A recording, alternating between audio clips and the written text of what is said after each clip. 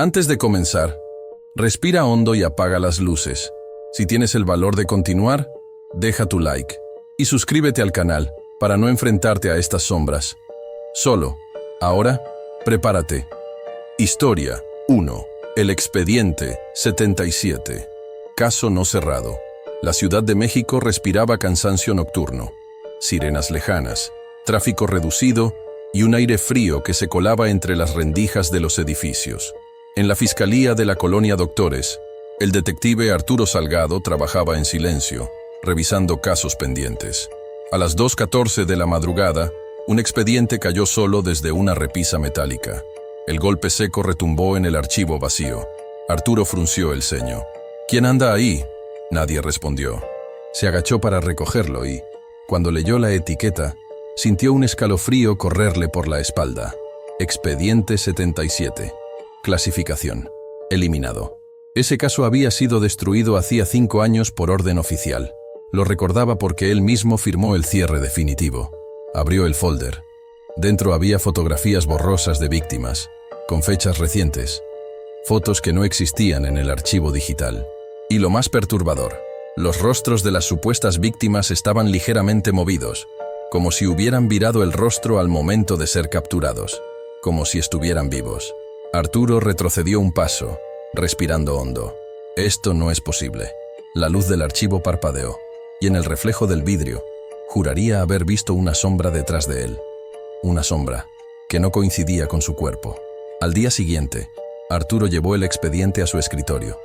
Nadie debía saber que reapareció.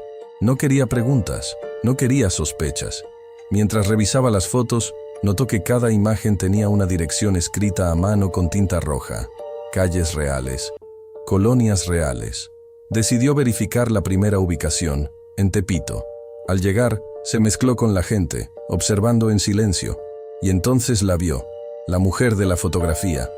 La misma ropa, el mismo rostro, la misma cicatriz en el pómulo. Arturo se quedó helado.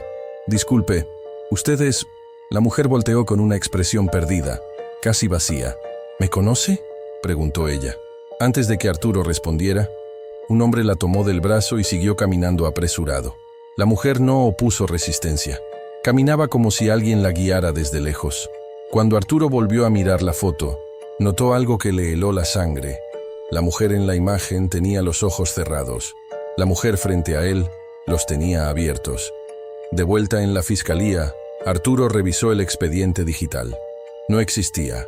Fue eliminado, de manera definitiva. «¿Buscas algo, Salgado?», preguntó su colega, Valeria. «Nada. Un caso viejo». Valeria notó la tensión en su rostro. «Ten cuidado con reabrir cosas muertas», bromeó. Arturo tragó saliva. Si supiera lo literal que era esa frase. Esa noche, al revisar el expediente físico, encontró algo nuevo. Una hoja que no estaba antes. Una fotografía reciente de un hombre muerto. Pero la fecha era del día siguiente. Mañana. Y al reverso, escrito a mano: «Si no intervienes, morirá». El corazón de Arturo comenzó a golpearle las costillas. ¿Quién estaba actualizando ese expediente? ¿Y por qué sabía fechas futuras? Sonó un mensaje en su celular. Número desconocido. Una foto. La misma víctima pronosticada. Caminaría en la colonia Guerrero dentro de 1 hora. Arturo tomó su abrigo y salió corriendo. La calle estaba oscura, húmeda por una lluvia temprana. Arturo se ocultó tras un puesto cerrado. A las 02:03 am, y un hombre apareció caminando lentamente. El mismo de la foto del expediente. Respiración agitada. Mirada perdida. De pronto, una sombra más alta que un hombre se proyectó detrás de él. Pero no había nadie ahí. El poste de luz no la generaba. La sombra se movió sola. Se acercó al hombre. Arturo corrió. «¡Oye, cuidado!». Pero antes de llegar, la sombra se elevó y envolvió al sujeto, como un manto denso. El hombre cayó al suelo, sin emitir un sonido. Arturo, horrorizado, saltó sobre él. «¡Respira, respira!». La sombra retrocedió hacia la pared y se deslizó por los ladrillos como si fuera absorbida. El hombre abrió los ojos de golpe, miró directamente a Arturo y susurró: «No debiste ver esto». Su respiración se apagó. Arturo tomó su celular. Había recibido otro mensaje, una foto, la escena exacta. Arturo arrodillado junto al cadáver. Pero en la foto, sus manos estaban manchadas de sangre. En la vida real, no lo estaban. Arturo no durmió. Regresó al archivo a buscar la versión original del caso 77. Encontró una caja con documentos viejos, fotos desgastadas, anotaciones suyas y un detalle que había intentado olvidar. Hace 5 años, Arturo investigó una serie de homicidios donde las víctimas simplemente aparecían muertas sin causa clara. El criminal nunca fue encontrado. De hecho, el caso fue cerrado por falta de pruebas. Pero en una anotación particular, hecha con letra apresurada, Arturo leyó algo que no recordaba haber escrito. El asesino manipula la escena en tiempo real. La mano le tembló. Él nunca escribió eso. ¿O sí? Mientras revisaba las páginas, notó algo inquietante. Cada foto original tenía una marca oscura en las esquinas, como si una sombra hubiera tocado el papel. Y entonces, en la última hoja, encontró algo que lo dejó sin aliento. Una foto suya, de espaldas, tomada esa misma tarde. Esa noche, mientras revisaba las calles por tercera vez, Arturo sintió que alguien lo seguía. La ciudad estaba tranquila, demasiado tranquila para una madrugada en México. Las luces de los puestos cerrados parpadeaban, el aire olía a humedad mezclada con algo metálico, y entonces lo vio. Una figura oscura reflejada en un parabrisas, alta, deforme, inclinada hacia él. Arturo se giró. No había nadie, pero la figura en el reflejo seguía ahí, mirando directamente. «¿Qué quieres?», susurró Arturo. El reflejo sonrió, aunque no tenía boca. La voz surgió desde el vidrio, como un eco. «Quiero que termines lo que empezaste». El parabrisas se agrietó justo en el centro. Arturo retrocedió. El expediente vibró dentro de su abrigo, como si algo lo moviera desde dentro. Lo abrió. Había una hoja nueva, su propia foto, fecha de muerte, hoy. Arturo corrió hacia la colonia donde supuestamente ocurriría el siguiente crimen. No sabía si iba a salvar a alguien o si iba directo a su propia muerte. Las calles estaban vacías. El viento golpeaba los cables eléctricos, produciendo un zumbido inquietante. De pronto, vio a una mujer parada en medio de la avenida, descalza, mirando al cielo. «Señora, salga de ahí». Ella bajó lentamente la cabeza. Tenía los ojos completamente negros. «Detective Salgado», dijo con voz ajena. «Llegaste tarde». Otra vez, la sombra apareció detrás de ella. La misma sombra que envolvía a las víctimas, pero esta vez creció, expandiéndose hasta cubrir la calle entera. Arturo apretó los dientes. «Si quieres llevarte a alguien, llévame a mí». La sombra dejó de moverse. La mujer inclinó la cabeza. Ese era el trato. La sombra avanzó hacia Arturo, pero antes de tocarlo, se detuvo. Retrocedió. Lo rodeó. Lo observó, como si lo evaluara. Luego se desvaneció en el aire. La mujer cayó al suelo, respirando agitadamente. Arturo abrió el expediente con manos temblorosas. La última hoja había cambiado. Ya no decía fecha de muerte, hoy. Ahora decía, caso no cerrado. El detective ha sido aceptado como nuevo testigo. La última línea se escribió sola frente a sus ojos. Nos vemos en la próxima escena. Arturo cerró el expediente. Y por primera vez, comprendió que el caso 77 nunca terminaría. Fin. Historia 2.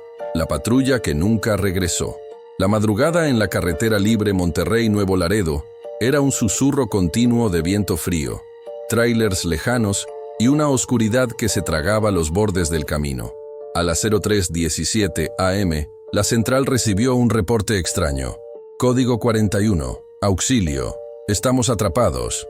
La voz era temblorosa, distorsionada, casi irreconocible. La patrulla MX-214, con los agentes García, Hernández y Lozano, recibió la orden de responder. Subieron a la unidad y arrancaron hacia el punto indicado, un tramo viejo y casi olvidado, donde la señal siempre fallaba. ¿Seguro que viene de aquí?, preguntó Hernández mirando la nada. Es lo que marcó el sistema, respondió García, el más veterano. Si alguien necesita ayuda, vamos. El camino estaba vacío. Demasiado vacío. A los pocos minutos, la radio volvió a activarse sola. No entren, no estamos solos. La patrulla avanzó un poco más y luego desapareció de todos los radares. A las 05:42 am, sin aviso ni conductor, la patrulla MX-214 regresó sola a la estación de policía en Escobedo. Llegó lentamente, como si alguien invisible la guiara. Un guardia nocturno la vio aproximarse. García, Hernández, Lozano. Silencio. La unidad se detuvo. El motor seguía caliente. Las puertas estaban cerradas desde dentro. No había nadie. Solo una cosa llamaba la atención. La radio seguía encendida y transmitía un susurro, débil, cortado, que puso la piel de todos de punta. «Sáquenos. Estamos aquí abajo». Pero el GPS de la patrulla mostraba una ubicación absurda. Sin coordenadas, sin registro, sin ruta, como si la patrulla hubiera desaparecido del mapa y luego regresado desde un lugar que no existe. El detective Rubén Escalante, experto en desapariciones rurales, fue asignado al caso. Era un hombre serio, firme, acostumbrado a historias imposibles. Revisó la patrulla. Los asientos tenían marcas de presión recientes, como si alguien hubiera estado sentado ahí hacía minutos. El cristal delantero tenía huellas, pero ninguna coincidía con los agentes desaparecidos. «Esto no es un abandono», murmuró Escalante. «Es otra cosa». Revisó la cámara interna de la unidad. Había un fragmento de grabación, un camino oscuro. Se escuchaban las voces tensas de los agentes. «Creo que nos desviamos. El GPS está marcando en blanco. ¿Qué es eso en medio del camino?» La cámara registró luces que no parecían faros. Luces altas, flotando. La última frase audible fue de Hernández. «No estamos solos. Repito, no estamos». Y la grabación terminó con un chasquido, como si la oscuridad hubiera devorado la señal. Escalante condujo hasta el punto donde la patrulla desapareció. El amanecer apenas pintaba el cielo de naranja. El aire estaba más frío de lo normal. Encontró marcas de llantas, pero se perdían unos metros adelante, como si el asfalto hubiera borrado las pistas, o como si la unidad hubiera sido levantada. La radio portátil del detective comenzó a chisporrotear. «Escalante, no vengas», era la voz de García. Escalante apretó los dientes. «García, ¿dónde estás?» La respuesta llegó en un susurro ahogado. «No seguimos vivos, pero seguimos aquí». La señal cayó por completo. El detective sintió un escalofrío. Sabía que la voz no era una broma. La había escuchado cientos de veces en operativos. Era él, García. Pero la frecuencia que usó estaba desconectada desde hacía años. Esa noche, Escalante volvió a la carretera. Sabía que los sucesos extraños ocurrían solo en la madrugada. A las 02:11 am, el viento comenzó a soplar con fuerza. El cielo se nubló de golpe. Y entonces lo vio. Un camino secundario, a la derecha del tramo principal. Uno que no estaba horas antes. El señalamiento oxidado decía, Ruta Vieja 34, cerrado desde 1998. Algo dentro de Escalante le gritó que no entrara. Pero la radio cobró vida. «Estamos en la 34, ayúdanos». Era Lozano. El detective respiró hondo. «Si ustedes entraron, yo también». Giró el volante y se adentró en la ruta desaparecida. La ruta 34 era un corredor fantasma. Apenas un sendero de asfalto partido, árboles inclinados y un silencio que aplastaba el pecho. La niebla avanzó rápido, envolviendo la camioneta de Escalante. Y entre la neblina, vio algo. Una patrulla. Vieja, oxidada, con el número apenas visible. MX-214. Pero era imposible. La MX-214 estaba en la estación. Él la había revisado horas antes. Escalante se acercó caminando. La puerta del conductor estaba entreabierta. Escuchó respiraciones dentro. ¿García? ¿Hernández? ¿Lozano? Un susurro surgió del interior, frío como el viento. «Sigue buscando. Estamos cerca, muy cerca». Escalante iluminó con su linterna. La patrulla estaba vacía, pero los asientos estaban hundidos, como si alguien siguiera sentado ahí. La radio del detective volvió a encenderse sola. «Abajo. Estamos abajo». Escalante miró el suelo. Notó una tapa de drenaje oxidada con un símbolo extraño tallado. Un círculo con 3 líneas verticales. La misma marca aparecía en el expediente antiguo del caso más oscuro del estado. El caso 34. Un operativo fallido de hace décadas donde 3 agentes desaparecieron para siempre. 34. El número maldito. Escalante levantó la tapa del drenaje. Un olor a humedad y a tierra vieja salió disparado. Descendió con su linterna. El túnel era estrecho, pero podía escucharlos. Respiraciones, susurros, voces. «¡Detective!», gritó Hernández. Escalante corrió hacia la voz, pero el túnel se expandió y se encogió como si estuviera vivo. Al llegar a una cámara subterránea, encontró 3 siluetas de pie, inmóviles. «¿García? ¡García!». La luz parpadeó. Las siluetas se giraron al mismo tiempo. Sus ojos estaban vacíos, sin pupilas, sin vida, pero sus bocas se movían al unísono. «No debiste venir». Escalante retrocedió temblando. «Voy a sacarlos. No los dejaré aquí». Pero los 3 agentes hablaron juntos, en una voz que no era suya. «Ya no somos nosotros, somos lo que patrulla la ruta, somos lo que responde los llamados». La linterna de Escalante se apagó. En completa oscuridad, sintió manos frías tocar su hombro, y la misma voz múltiple susurró: «Ahora tú también conoces el camino. Y cuando la radio te llame, volverás». Cuando la luz regresó, los agentes habían desaparecido. Solo quedaba la patrulla MX-214, estacionada en la entrada del túnel, esperando. Escalante volvió a la carretera sin saber cómo. Al amanecer, la ruta 34 había desaparecido por completo. En la estación, la patrulla MX-214 estaba en su lugar habitual, intacta, hasta que la radio encendió sola. «MX-214 a Central. Solicitamos apoyo». Era la voz de Escalante. Pero él estaba ahí, escuchándola. Miró la unidad. Las puertas se abrieron lentamente, como invitándolo.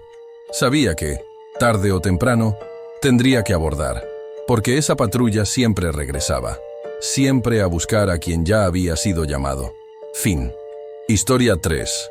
Evidencia. 13.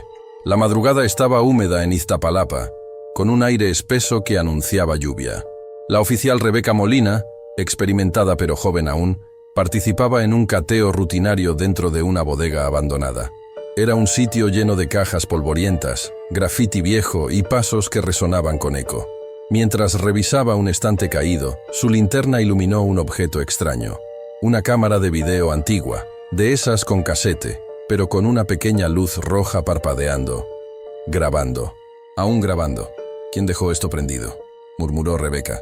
La tomó con cuidado. La cámara estaba tibia, como si alguien la hubiera usado hace segundos, no décadas. Un compañero se acercó. «¿Qué encontraste?». «Una cámara». «Y sigue grabando». «Imposible. No hay luz en este lugar». Rebeca presionó stop. La pantalla mostró un nuevo archivo recién generado. Evidencia 13, 03:12 AM. Cuando intentó reproducirlo, escuchó algo detrás de ella. Un susurro. «Rebeca». Pero el pasillo estaba vacío. De vuelta en la estación, Rebeca cargó los archivos de la cámara en su computadora. El primer video mostraba un crimen que jamás se reportó. Un hombre atacado en un callejón de Agrícola Oriental. La fecha: mañana, 02:47 AM. «¿Qué clase de broma es esta?», dijo otro oficial. Pero Rebeca no se reía. El segundo video mostraba a una mujer siendo arrastrada por una sombra alargada en un estacionamiento subterráneo. Fecha: mañana, 03:19 AM. La piel de Rebeca se erizó, pero fue el tercer archivo el que la paralizó. Un video borroso, movimiento brusco, respiraciones agitadas, y al final, con la cámara caída en el suelo, ella misma, tendida, agonizando, en un lugar oscuro que no reconocía. Fecha: mañana, 04:06 AM. Rebeca retrocedió con la mano en la boca. No, esto no es real. Pero la cámara vibró levemente sobre el escritorio, como si exigiera atención. Rebeca revisó la metadata de los videos. Algo aún más perturbador. Los archivos se generaban unos segundos después de que los veía, como si la cámara reaccionara a su atención, o la adelantase. Decidió visitar el primer lugar del supuesto crimen. Un callejón húmedo, con olor a drenaje y comida vieja. Todo tranquilo. Hasta que una patrulla pasó y los postes comenzaron a parpadear. Rebeca escuchó pasos rápidos. Corrió hacia el fondo del callejón. Un hombre estaba frente a ella, respirando agitado. «¿Está bien?», preguntó ella. Él levantó la mirada. Tenía los ojos rojos, no de llanto, sino como si no hubiera dormido en días. «No debiste venir hoy», murmuró, y la oscuridad detrás del hombre pareció estirarse. como una sombra viva. Rebeca dio un paso atrás. Esa escena estaba también en uno de los videos, tal cual. La sombra se alargó sobre la pared, proyectándose como si tuviera su propia luz. Se movía lento, sigilosa, como un animal acechando. Rebeca desenfundó su arma. ¡Alto! ¡Policía! La sombra se detuvo, y luego se levantó de la pared como si estuviera separándose de otra dimensión. Rebeca apuntó firme, pero sus manos temblaban. ¿Qué eres? La sombra emitió un sonido similar a una risa ahogada, y susurró su nombre. Rebeca. El mismo tono, el mismo susurro que escuchó en la bodega. Rebeca disparó. La sombra se deshizo como polvo oscuro, pero el hombre que estaba ahí cayó al piso, desmayado. Ella corrió hacia él. Lo volteó. Era el hombre del video. Exacto. No, no era contra ti, susurró ella, respirando rápido. Pero antes de que pudiera reaccionar, su radio sonó. Oficial Molina, reporte a la estación, urgente. Era demasiado pronto, demasiado coordinado, demasiado igual al video. Cuando llegó a la estación, las luces estaban apagadas. Solo la luz de emergencia parpadeaba en rojo. ¿Hola? ¿Hay alguien? El eco de su voz sonaba distinto, más profundo, como si el edificio estuviera hueco. Caminó hacia su escritorio, pero se detuvo al ver la cámara. La evidencia 13 estaba encendida, grabando sola. En la pantalla, un nuevo archivo aparecía. Evidencia 13, 03.02 am. La hora exacta en la que Rebeca entró al edificio. Rebeca tragó saliva. No voy a ver esto. Pero la cámara lo reprodujo sola. Mostró el pasillo donde ella estaba parada. Mostró su figura, pero detrás de ella había alguien más. Una silueta negra, demasiado alta, demasiado quieta. Rebeca giró de golpe. No había nadie, pero la pantalla mostró algo nuevo. Otra línea temporal. Evidencia. 13. 04.06 am. El video de su muerte. Rebeca revisó el entorno visible en el video de su muerte. Un pasillo angosto, piso de mosaico verde, puertas metálicas viejas, tubos expuestos. Eso no era la estación. No era ninguna comisaría moderna. Era algo más viejo. Y solo un lugar en toda la zona coincidía. La antigua estación abandonada de Ferrocarril Oriente, cerrada desde hace décadas. La cámara vibró, confirmando su sospecha. Si quieres que vaya allí, tendrás que decirme por qué, susurró Rebeca. La pantalla se encendió sola, mostrando textos distorsionados. Lo que viste aún no ocurrió, pero ocurrirá contigo si no cambias la grabación. Rebeca tomó valor. Entonces vamos. La estación estaba cubierta de maleza, grafitis viejos y ventanas rotas. El silencio era tan profundo que el sonido de sus pasos parecía demasiado fuerte. Dentro, había corredores oscuros que olían a humedad y metal oxidado. El lugar se sentía detenido en el tiempo. La cámara comenzó a grabar sola en su mano. 03:59 am. El tiempo se agotaba. Rebeca avanzó por los pasillos. Los mosaicos verdes aparecieron. Las puertas metálicas también. Era el lugar exacto del video. Si esto es una trampa, estoy aquí, susurró ella. Un sonido metálico retumbó al fondo.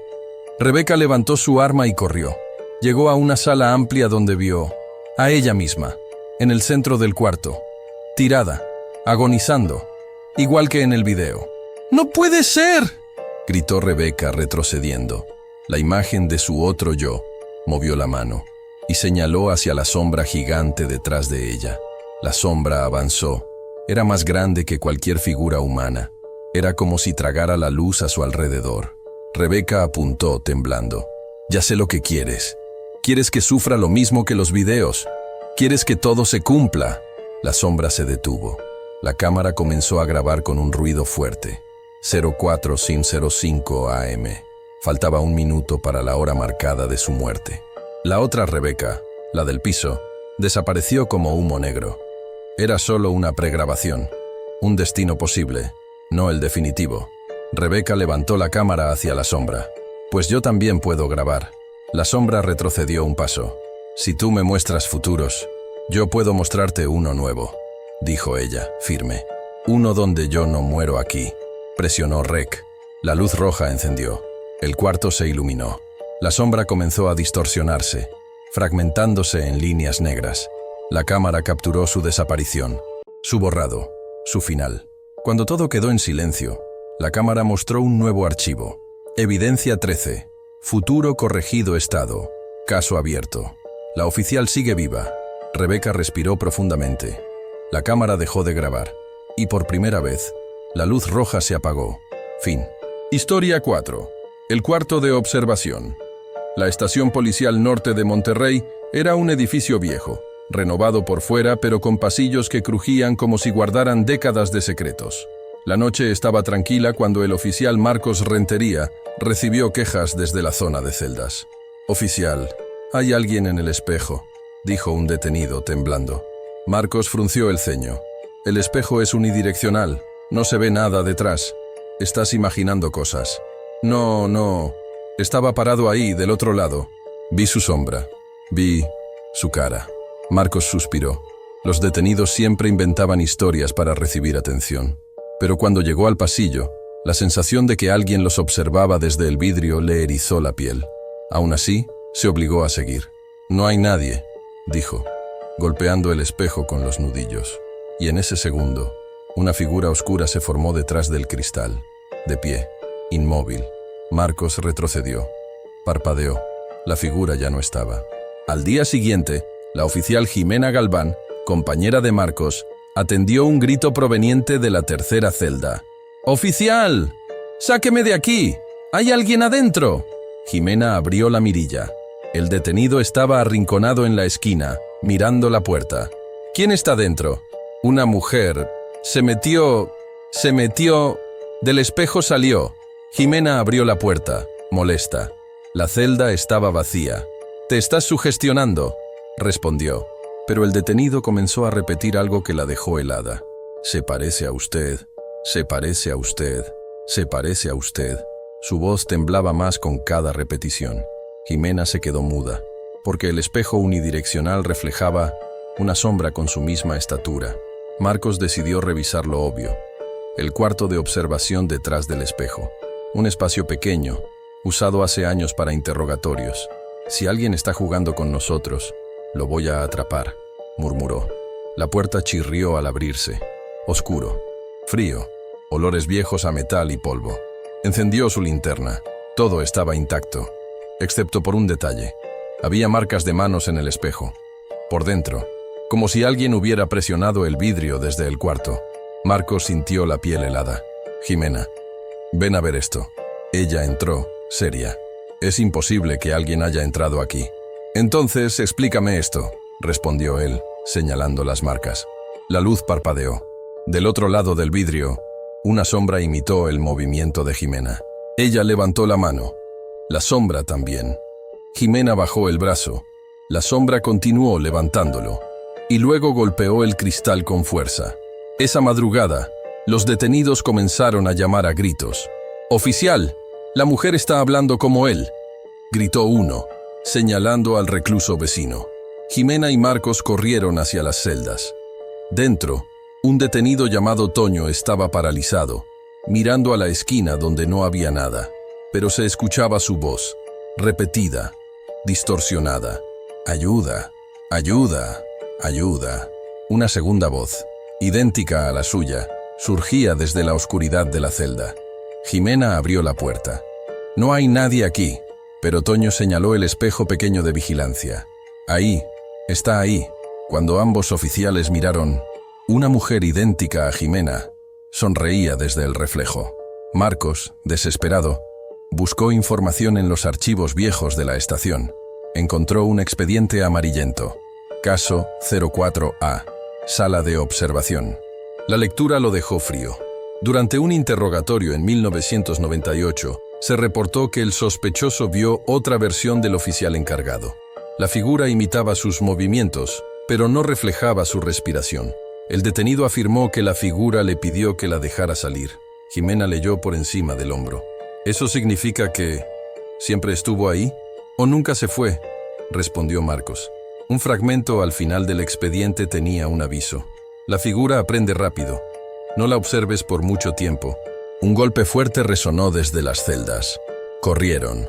La figura imitadora había aparecido dentro de una de las celdas, tocando las rejas con curiosidad, como si estudiara cómo abrirlas. A las 3:14 am, la estación entera se quedó sin luz.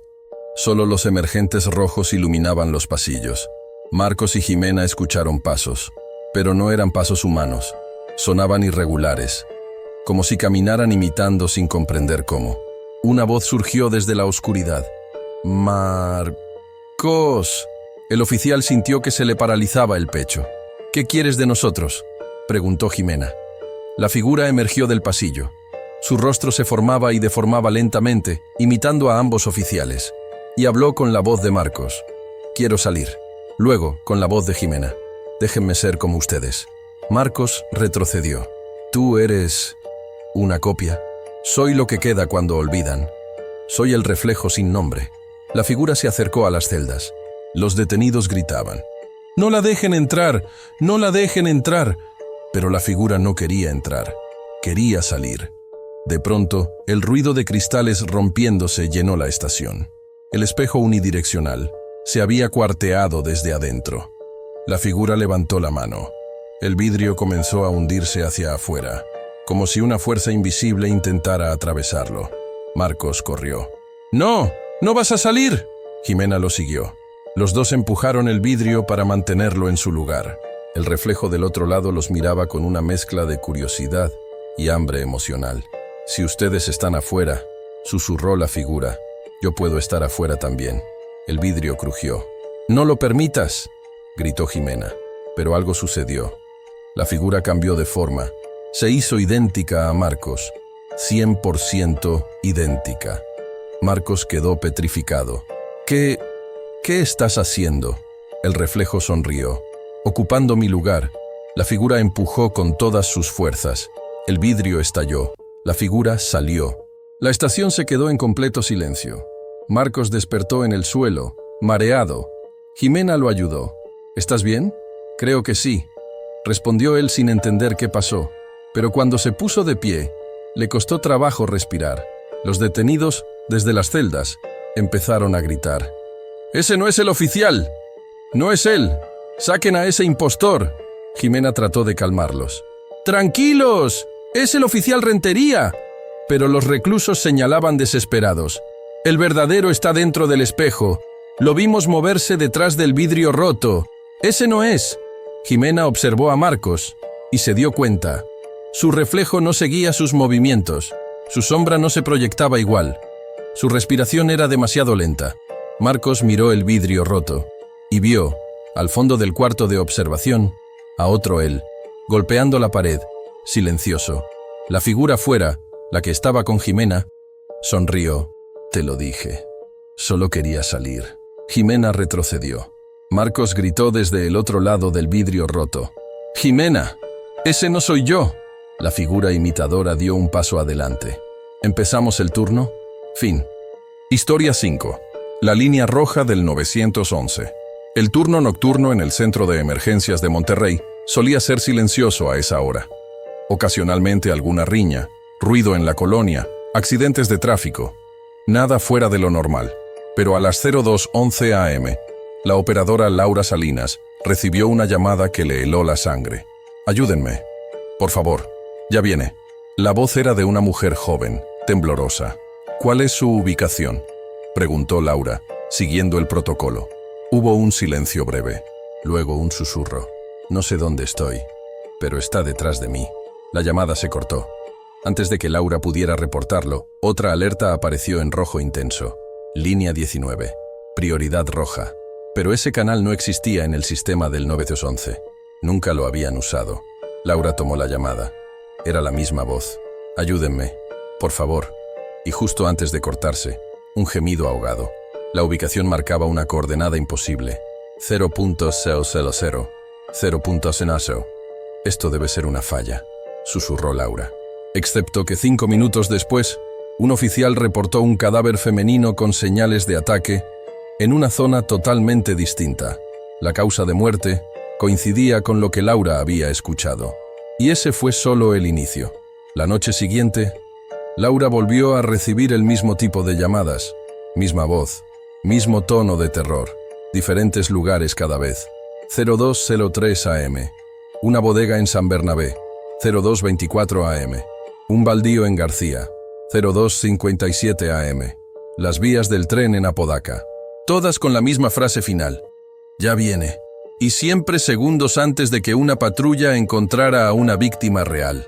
Era como si alguien estuviera avisando los homicidios antes de que sucedieran. Laura informó a su supervisor, pero él negó cualquier anomalía. Nadie más está recibiendo esas llamadas. Tal vez estás cansada. Pero Laura sabía que no era cansancio. La última llamada la dejó temblando.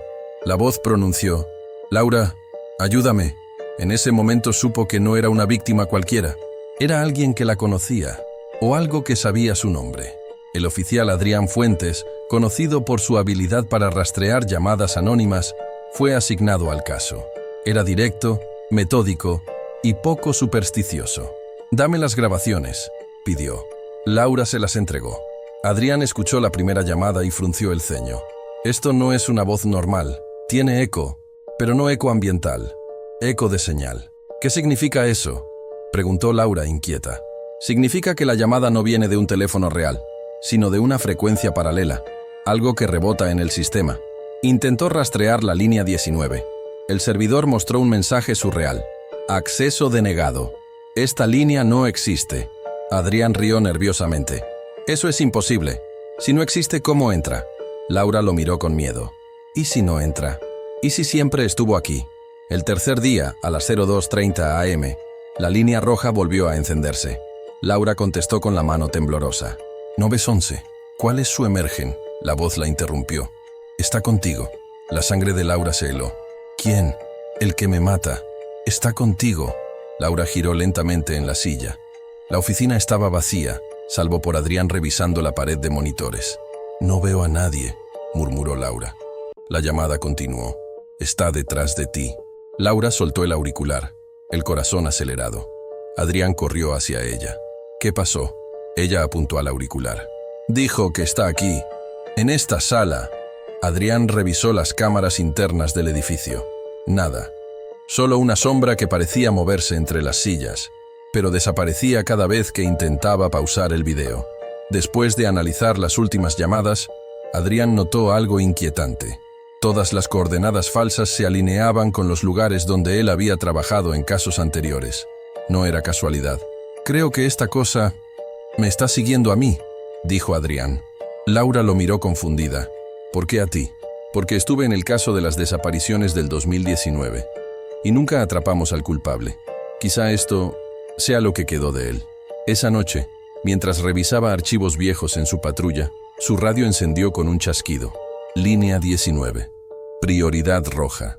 Pero la línea 19 no funcionaba en radios de patrulla. Adrián contestó. «Hola». La voz surgió, pero esta vez era distinta. Era la suya propia. «Adrián, corre». La radio estalló en estática, y algo golpeó el techo de su patrulla desde arriba. Adrián regresó al centro de emergencias alterado.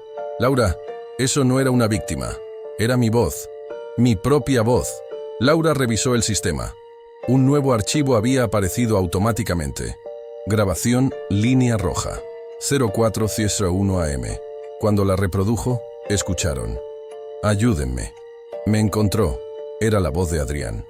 «Está justo detrás». Y se oía una respiración pesada, inhumana. Adrián retrocedió varios pasos. «Ese lugar del video soy yo, en un callejón donde patrullé hoy». «¿Qué significa eso?», preguntó Laura. «Que estoy recibiendo mi propia llamada antes de morir». Laura sintió un nudo en la garganta. «Entonces aún hay tiempo para cambiarlo». Adrián negó lentamente. «No si la llamada viene del futuro».